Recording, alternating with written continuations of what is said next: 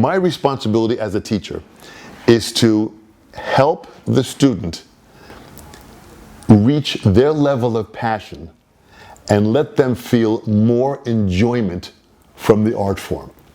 If I can give them some information, whether it's a technique, whether it's a pattern, whether it's a book, whether it's a new idea that can open them up, that they can start to see a greater level of expression, this is magic. This is absolute magic. So my responsibility is to open that student up to their potential, to discover their unused potential. If I can tap them into that and let them grow, oh my gosh, this is fantastic.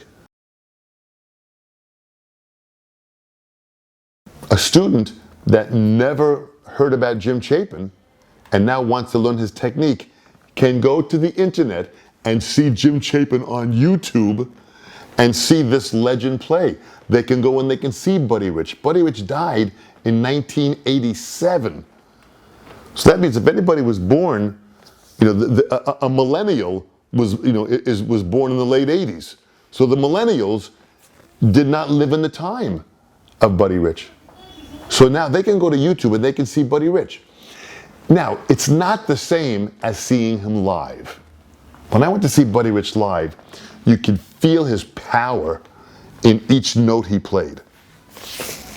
But at least what YouTube gives us and what the internet gives us is we have the access to history that we can go and at least we can experience the Elvin Jones and the Max Roaches and all the great players, the Philly Joe Jones, that are Mel Lewis, that are no longer with us.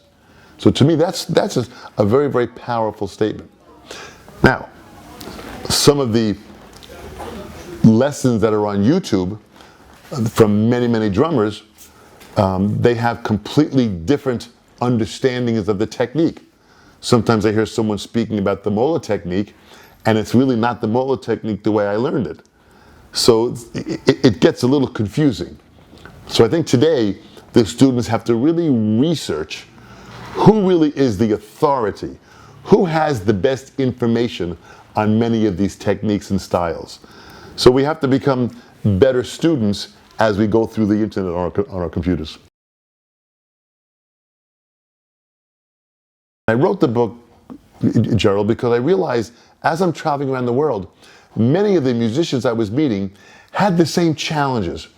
It was difficult making a living playing music, and their parents did not support them, and they had all these different challenges. So I wanted to help them, to give them the strength and the power. Empowerment means to give power. The first place to begin is with self-empowerment. I have to empower myself first. I cannot empower you until I am first empowered. I cannot make you happy until I am first happy. I cannot love you until I first love myself. So the concept of empowerment is, I've got to understand empowerment. So I wrote a book called The Cycle of Self-Empowerment.